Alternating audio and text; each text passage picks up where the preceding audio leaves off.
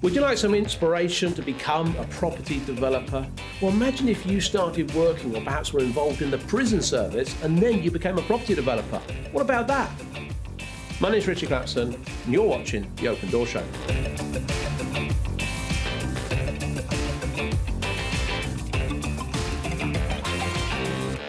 So on today's show, I've got one of our students here at propertyCEO, and I'm super pleased that she's able to make it in, come to the studio and spend some time with me.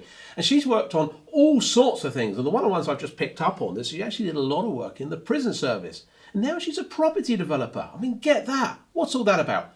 Welcome to the studio, Filomena Fontana. How are you? I'm very well, thank you. And thanks for having me, Richie. It's great to be here. Prison service. Tell me about that. And I know that's a small snippet of what you've done, but tell me about that. It is. Yeah, so my job over the years in sort of various roles and different ways, but essentially it's to make sure that within all of the prisons that I was working in, prisoners have the opportunity to attend relevant education and training that would help them in prison, but more importantly for when they come out on the other side to not offend anymore and to be able to hopefully hold down a job and, you know, sort of contribute to the society, to the economy, etc., etc. Fascinating. I actually did quite a bit of work in prisons as a structural engineer in my previous life, as it were. And I think if anyone ever gets a chance to go into prison, and if you ever do, and I mean, sorry, that came out all wrong, but you know what I mean. If you get a chance to go to prison legitimately as a visitor or as a consultant, they're fascinating places. And I worked on Parkhurst on the Isle of Wight when it was a secure unit. I worked on Camp Hill, Alderney over there. The worst prisons, though, were the women's prisons. They were frightening places. They really are. But, you know, as you blokes should know, really, you know, we are always the boss. So. Yeah, I realise that. I realised that on this interview today, and I feel like I've bitten off a bit more than what I can chew. But look, bear with me, folks. I'm going to try and get through this with Filomena here as the boss. But yeah, I mean, it's great that these people can get a chance to get reformed because that's what we need. But tell me then, give me a bit more of your background because part Italian. Give me history. So my dad is Italian. My mum is English. My dad came over, as many did back in the day. There was no work. He came from the south of Italy. It was agricultural and sort of nothing going on. So he came over really to work, to earn money, to be able to support the rest of the family. Got a job, and as many of them did, they stayed, they became self-employed. So my dad worked in hospitality. He had his own business and sort of grew up doing that. So, but I knew it wasn't what I wanted to do myself. So left school, went to live in Italy myself for a few years. Did you? Yeah, wow. Yeah. Do you speak Italian? I do. I'm not going to test you. Yeah, I do. There's Italian, but my dad speaks a dialect, and then where I lived in Italy, a particular region, they speak a different dialect. So actually, I was there quite a while speaking a language that was actually a dialect until I realised, and then I had to make a sort of a bit more of a concerted effort to learn proper Italian. So yeah, but it was all great fun. Came home, sort of had my kids, and went into teaching, and that was kind of how I started in the prison, because I was actually teaching first of all, and then I got a job in a prison to start to teach, and I very quickly became sort of the manager of that education contract, and sort of the rest of my prison career really went from there, you know, sort of asked to do this from that and the other, and so it went on. But there's always been that little property connection, because every house I bought, I've always liked property. I've always liked the idea of a new home, but didn't really like the design or the price tag.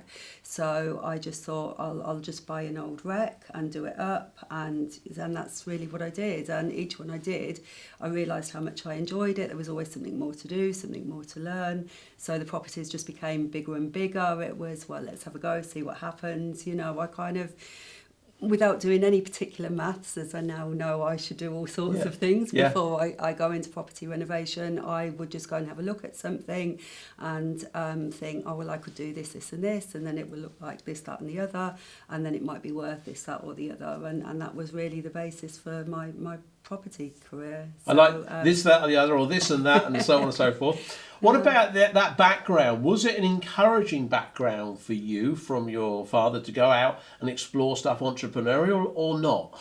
No, not at all. I mean, sort of it was very traditional upbringing. Sort of the girls should stay at home and have babies and cook. Well, I had the babies and I can cook, so I can do that. But you're not limited to that. Just not limited. It just wasn't enough for me. I just always knew I just didn't want to do the same as everybody else. I didn't want to just go to school and just get a job. And I loved my career, sort of in the prison industry. I really, really did. But I think that the reason I loved it because there was the opportunity for so much variety, and actually there was always kind of sort of that thing of property running through it. Some of where I managed, we were either involved in sort of for new prisons where there was the build for the new prison, or a build of a new wing, or kind of some sort of commissioning or decommissioning. And on the education side, I'd be responsible for kind of all of the vocational stuff, which might be the whole thing of all of the trades. So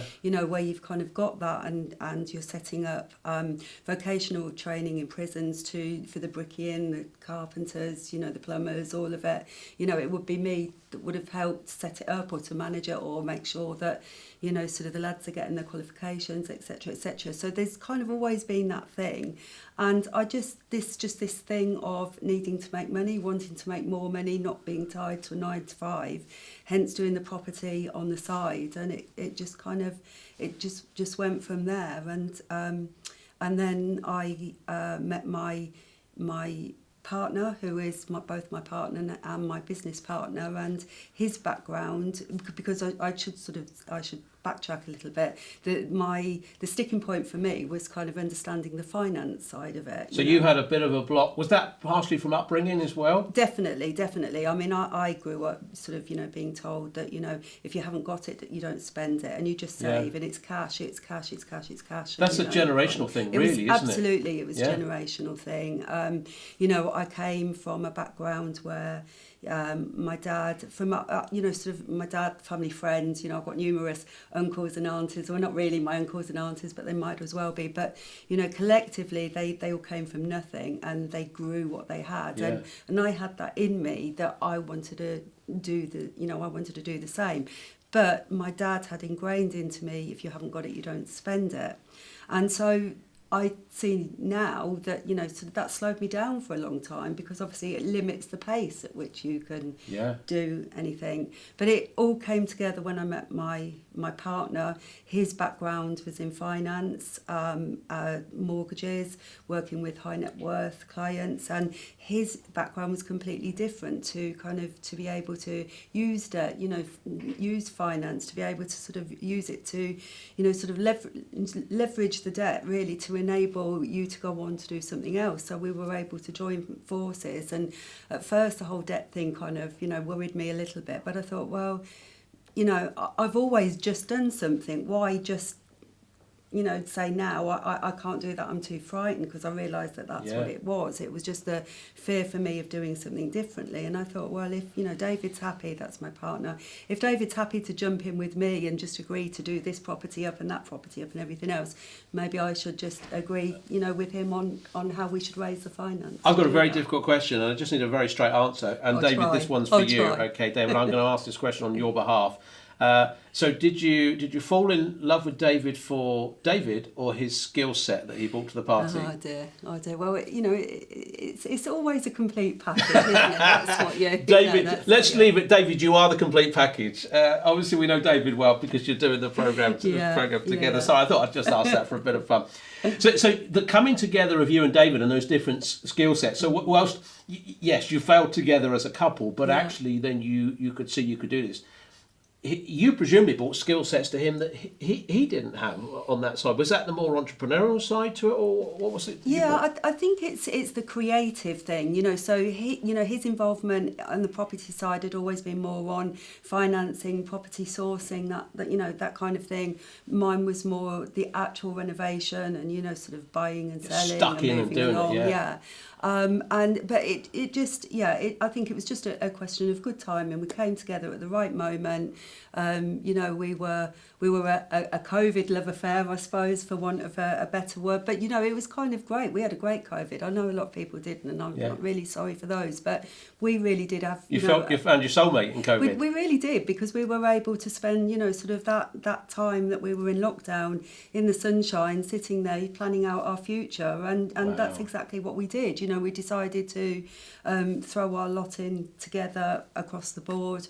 We made a plan to go into property. We sort of pretty much gave up what we were doing in our day jobs. We just sort of retained what we felt might be useful in terms of contacts, etc., and just decided that we were all in. And you know, we bought a property in Northamptonshire that is actually, you know, a project that we're currently doing, which is on 2/3 of an acre.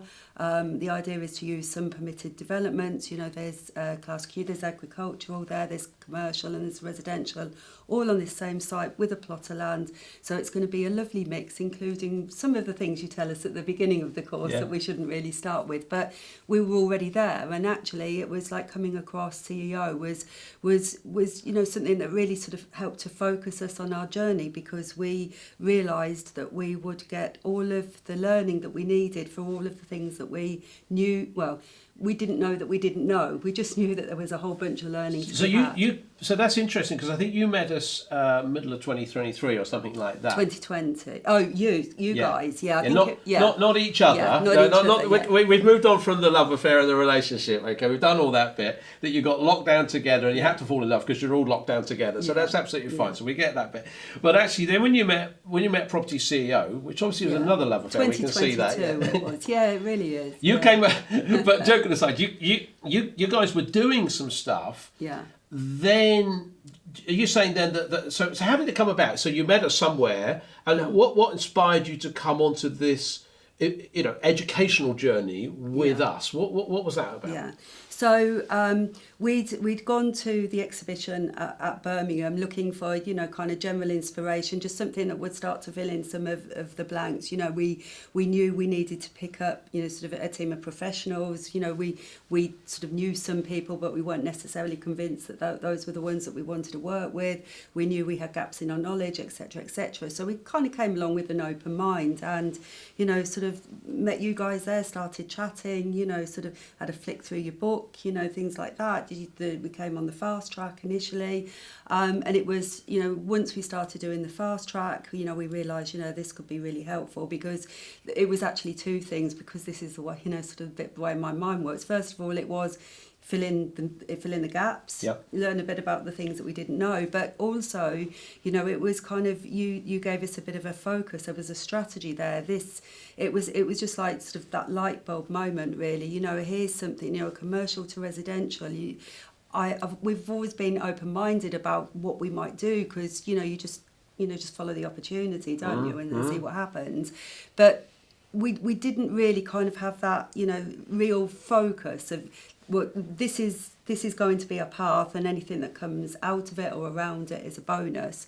And so that was it. You know, we kind of came on, and every day is a school day. It still is. So, you know, our strategy is the commercial to residential, but I'd say we're probably reluctant landlords, really. We prefer the flip side of it, but equally, we understand, especially at this point of our journey, you know, we kind of need to ensure that, you know, we've got sufficient cash flow to turn over the number of projects actually that we would really like to do. So the CEO just kind of helps, because it's giving us that structure that we can work on the commercial to resi, and we have completed our first purchase, by the way, our first commercial purchase, and we are working with, we have an architect on board, and we are working with one of your colleagues, Colin Smith. He's doing planning for us. So that's kind of underway, and we intend to convert that to a number of...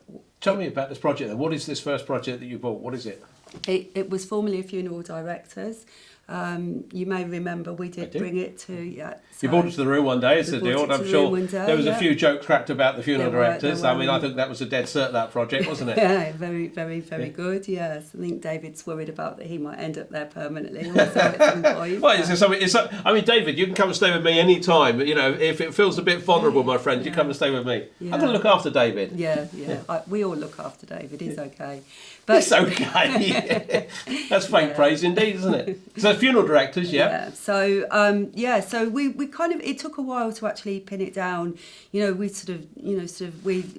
followed the process, doing the iPad, doing the numbers, etc., etc. The iPad, if people don't know, is a initial project assessment data. It's a deal analyzer sheet, isn't it? Yeah, and it's been very helpful. I have to say it's the first property deal I've ever done that I've ever used this kind of technique. What are you laughing for? Well, because if I'd have had it sooner, it might have been a lot easier. But that's an interview for a different time. Yeah. But so we sort of did our numbers, realised that we weren't going to be able to offer the asking price. So we put an offer in. We explained the reasons why it was, etc., etc. It sort of got refused. It got refused. Eventually, it went to auction. We watched it through auction. Somebody who saw it on auction then put an offer in. It was accepted. So I said, well, let's just let's just make contact again. Say if it goes, we're still here. And it did. It fell through. We went back. He wanted the vendor wanted a bit more money. So we said, no, we're still in the same position. But then we were a little bit more hard line. Here's our offer. It's on the table for 7 days, take it or leave it. And that was it. So they came back, would you just... So we made a kind of like a nominal, just as a goodwill gesture, just enough to go and buy a beer sort of increase on the offer. And that was ours. But then what we tried to do was kind of just develop that relationship with the vendor where we could sort of move and just keep the pace very, very slow because, bear in mind we're still learning and trying to get, sort of all our ducks in a row. So, and this is, David's very good at this, kind of this bit because, sort of managing sort of the finances because at this time we decided, sort of how we organised our finances and how, whether we were going to use investors and, we started up a SaaS pension scheme and it's kind of like literally changed everything. So we've got everything going on at the same time. So David's managing a lot of that world and at the same time we're just trying to keep the vendor slowly and so that's what we did. We sort of exchanged with a long stock completion. We completed last week and now it's well done. Yeah, thank you very much. So we're really excited. And what's that going to be converted to? So we've just had a little bit of a curveball because we thought by speaking to estate agents sort of in the area, we were sort of all on track for one bed flats. We were going to do it just as one bed flats. And then, a bit of a story, we ended up, we sort of through a different route, we have developed quite a good relationship with a different estate agent that's very local, very knowledgeable of that area. So we got him to have a look at, our drawings and come out and his numbers for one bed flats were very different to everything else that we've been given. So we're just taking a pause because we haven't gotten too far down that road. We're just reconfiguring the numbers, but we think that we're now going to be going down the high-end HMO route on that one just because the yield will be stronger, better, making it more saleable. We just haven't decided yet because we got quite excited by those numbers as well. We were just going to flip it, sell it on, but now it's whether we try and sell it to somebody who does HMO for a living and they've got this, kind of like brand new block, or whether in fact we will just retain it and just run it as a business on the side to generate a bit of additional cash flow because, we're kind of looking at lots and lots of deals, and with all the best will in the world, you need money from somewhere to take the next ones on. So you got that one. You talked about the land with the barn and stuff, but that's a place is that a place you're living in? Yeah, so you're doing all that as well? Yeah, so we bought that on a residential mortgage. It's already increased in value. So what we want to do is essentially split it up, so that's kind of, we put a pause on it because we realised that, so the gaps in our knowledge was just so much more than renovation because of the size of the plot, what we could do. We wanted to make sure that, we are maximising its potential that way first of all. And you know, and again, it's my thing, not being too gung-ho, just take a minute and do some of that learning first. You know, there is a limit to how many, you know, mistakes that cost that you can take as a learning point, you know. So we're into bigger territory now with all this, right? So we need to do it properly. So yeah, the plan is to look at sort of how we carve it up, because we've got, you know, whilst we will keep part of it as resi, you know, we will do the rest of it on a more commercial basis. I like it. So yeah, so that's the plan with that. If you were looking back now, back a few years, so when you started this journey, particularly before you started this journey with us, if you'd have foreseen, so you said you saw us at an exhibition, you decided to go on this journey with us, which is great. It's been a pleasure to support you and David on this. Nice. You'd have looked ahead and thought what your challenges were. Now you're very much into this. Looking back, were the challenges the same or were they completely different? Are you talking about sort of before CEO, before we signed on to, or before, you know, or how far back? I think if you say that point where you went, right, we're going to get some education which is going to formalise this process, and right at that start of that journey, we all sort of think what the challenges are likely to be.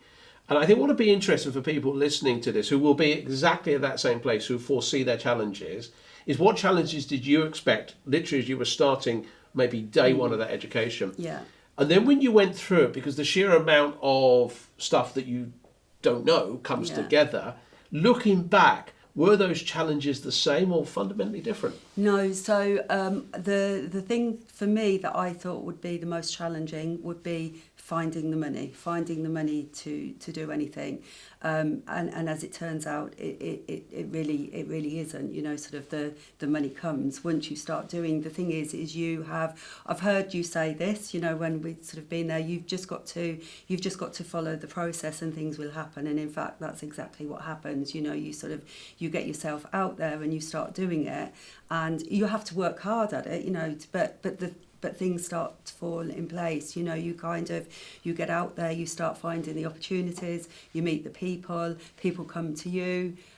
And you know, there's more than one way to skin a cat, right? And if you're open to all of those different ways, as long as you use your iPad and do your numbers, you know, you're going to be okay. So I would say that the thing that I thought would be the most challenging would be, well, how do I find the money to do this?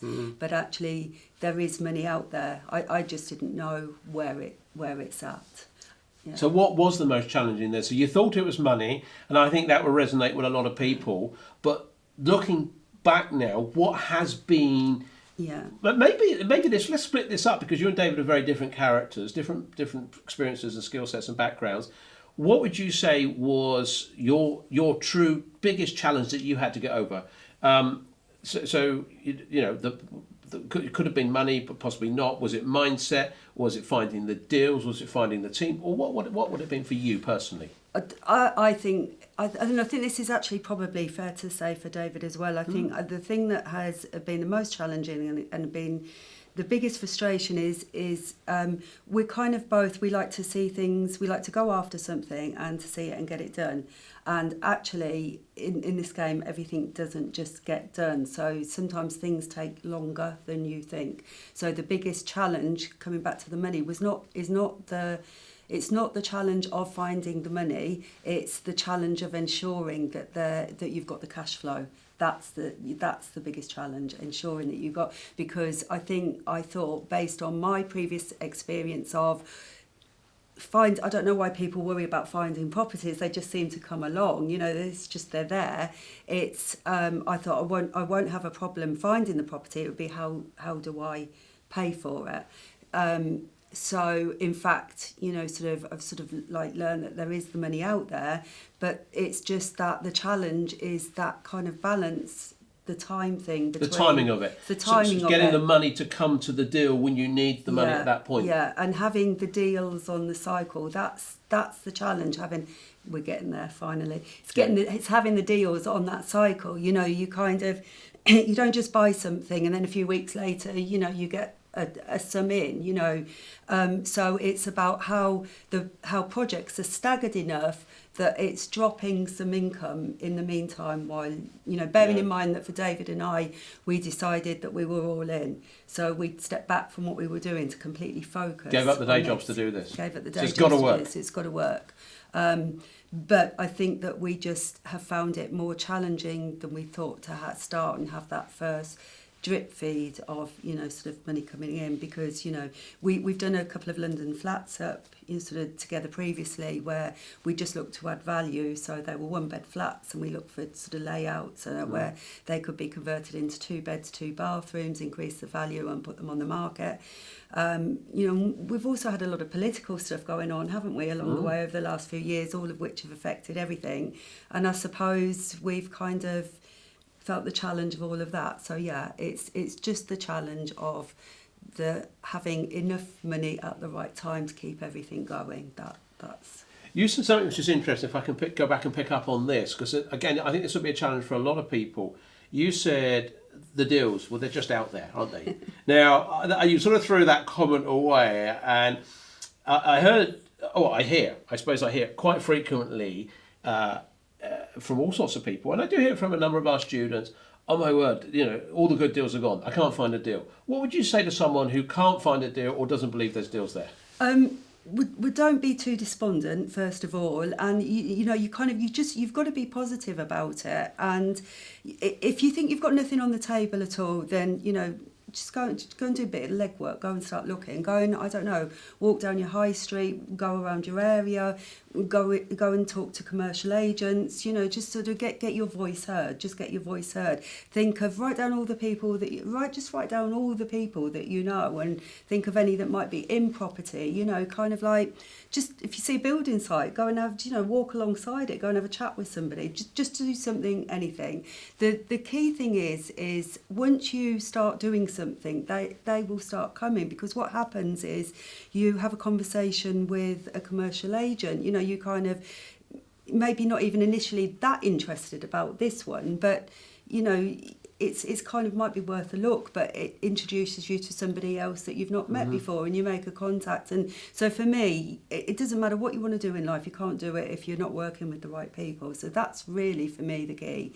You sort of meet the people, and then they will introduce projects to you, you know, and that's kind of what happens. You know, we've got something at the moment, it's a plot of land that we're looking at, but that's just kind of come about to us because, you know, somebody's come to us, people come to us. So deals are coming to you now because you've put yourself out there. Absolutely. That's the secret to that. Yeah. And the money as well, does the money come to you now? I mean, I don't know whether it does or doesn't, is it? Well, not as fast as we would like yet. You know, I'd say we're still, you know, sort of grafting a bit there. But I would say we're kind of on that point. We're just on the cusp, you know. We just kind of need to hang in there. But, you know, we decided we were going at it full throttle. You know, we wanted to do commercial to residential once we came onto the CEO, but we weren't going to stop with what we were doing, and because we had those opportunities. So, you know, we'd got some of the other contacts that we've got, so let's like kind of continue pursuing those.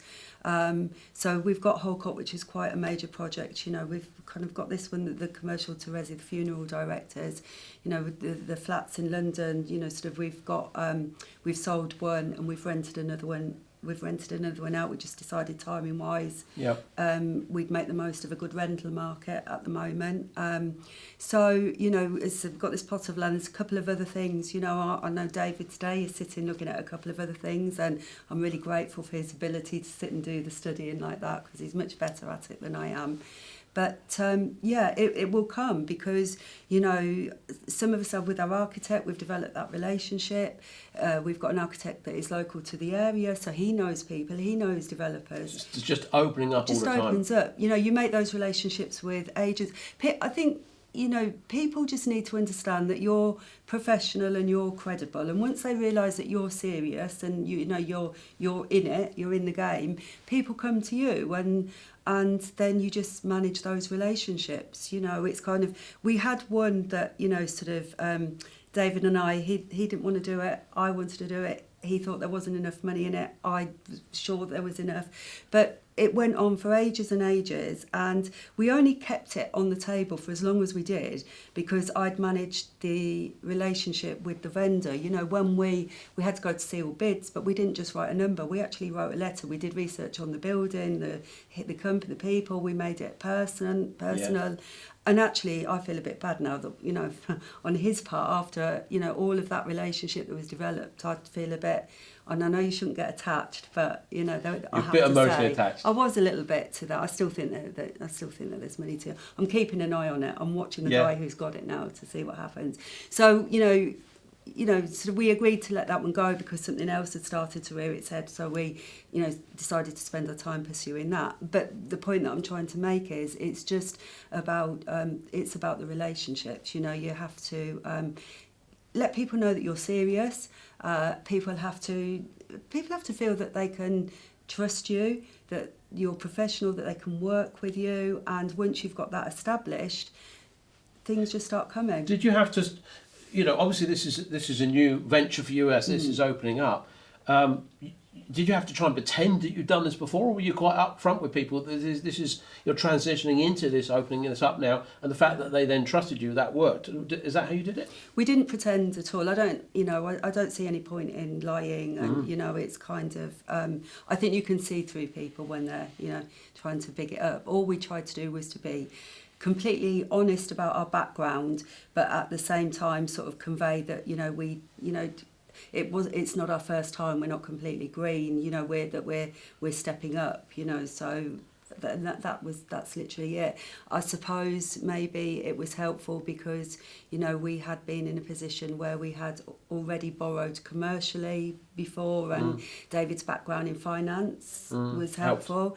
But what I would say is nobody is ever good at everything all of the time. It's just not possible. So if it's an area or it's something that you think you can't do or don't want to do or whatever it is because you feel that that's not where your strengths lie, then just find somebody who is comfortable in that area, and again, there's more than one way to do that. You can join forces, or you can just swap advice, or help each other out, or you can get in a relationship. But there's there are so many ways, aren't there, to just kind of get people on board. And it's interesting, isn't it? We started this conversation with quite rightly, as your father gave you the advice from that era that you can't do this, you can't do that, and of course you can. You can, which is absolutely fascinating. What's the goal? What's yours and David's 5-year goal? 5 years from now, where are you and David going to be? Yeah, well, when we came along and met you guys in 2022, our 5-year plan was to make sure that in 5 years we were living, living abroad somewhere hot with a nice place where we could swim and play tennis all day. That was the 5-year goal. And then, of course... This is going to be my fault now, is this? Well, it's... basically. We came along and everything we started learning with you guys and the whole commercial to Resi, we just realised that was a strategy that we wanted to pursue, and actually by shunting back our 5-year plan and doing this for a bit longer, we could really essentially just bring forward my daughter's 5-year plans. Really, we knew that we could make this work so that it could become something for the family to join in, and that's really where we're heading. Wow! Now. So your goals have now extended out, not just for you and David to go and play tennis and have a swim, but actually now to help the wider family to fulfil their dreams as well. That's fascinating, isn't it? Yeah, absolutely. How inspiring. Well, it is, Italians are very family orientated. It is about looking after each other. It's kind of, they're my daughters, they're there's my grandchildren are coming along. It would be great to leave that there for them. But, it's kind of equally, sort of for us, it will be nice for them to be doing the hard work for us while we're off swimming and playing. I see what you're doing there. But actually, I think it's great to, one of the big reasons I love doing what I'm doing is I retired 15 years ago, as I often talk about, is because you see other people go on a journey and you help other people. And I think, I retired in my early 40s, which was rather odd because I bought cars, I bought a boat, I went out to play, but no one was coming out to play because I sort of was ahead of the game. And so it was rather odd. So I actually think celebrating on your own is no fun. So if you can, particularly family, take them along, that's going to be... always much more fun to share. And the other thing that, I really like, I'm proud of myself when I do it within myself, but I love helping other people with it. And I suppose this comes back to the other bit of, sort of what I've always done in my career, sort of the people that I've worked with, often sort of a bit vulnerable, sort of often disadvantaged, all sorts of, but also, people that worked, sort of my colleagues, sort of people that I managed, it's still, it doesn't matter where you are in life, it's still the same thing, isn't it? We all have things that are stumbling blocks for us. And the thing that has always given me really great satisfaction, sort of in my working life is helping them get past that sort of coaching element, that kind of, just kind of digging away with them, getting to the root of what's the issue and how they can get around it. And then watching somebody go on to do something and watch them achieve and kind of not need you anymore. It's great. It's great to be able to I like do that. It's something I always say. A lot of people say to me, if I come on your 12-month program, what happens at the end of the 12 months? And I often say, I hope never to see you again. They go, what? And I said, well, if I've done my job, then I've taught you to go off and do your own thing. Yeah. It's inspiring to have you in here today. I really have enjoyed it. I'm super proud of you. Thank you. And I love seeing people grow, and we've had a bit of fun today as well. If people want to reach out to you, how do they contact you? Yeah, so we have a website. It's www.lucaniaprojects.com, or you can just drop us an email. Our email addresses are either Filomena@lucaniaprojects.co.uk or David at the same. So David at the same. That's an odd email address, isn't it?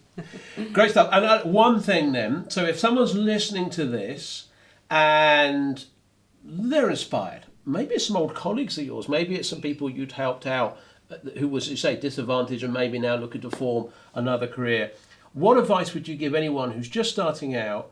What should they do in the next 7 days? Okay, well, first of all, they're free to get in touch with me, or I'll pass them on to you. But I would say, just do something. It doesn't matter what it is. Go and view a property. Walk into an estate agent. Go and make contact with somebody. Don't just sit there watching an episode of Homes Under the Hammer or something like that. Don't be passive. Do something that's proactive. Go out there and take some kind of action. Just that one step, because you will feel more confident after you've done it. You'll just be, okay, I've made a start, and that's it. The first step is always the hardest. Doesn't matter how small. Filomena, thank you for coming in. It's been an absolute pleasure today. Thank you. Well, how about that, eh? Did you enjoy that? So look, this is your instruction, okay, from Filomena, is to go out and in the next 7 days do one thing. And as she said, just get out there. Don't watch Homes Under the Hammer, okay? That's not going to get you anywhere. This is a people business. Get out there, go and talk to an estate agent, go and just walk past a building site, as she said, talk to someone, or why not reach out to Filomena, have a chat with her or David and see what they've been up to. I'm sure she would be willing to give you at least 5 or 10 minutes, and if you're boring, then she'll just cut you straight off. But actually, if you're mildly interested and you want to do something, you never know, she might have a little chat that might just inspire you. Hopefully you've enjoyed today's show, and as always, please like and subscribe, and we'll see you on the next show.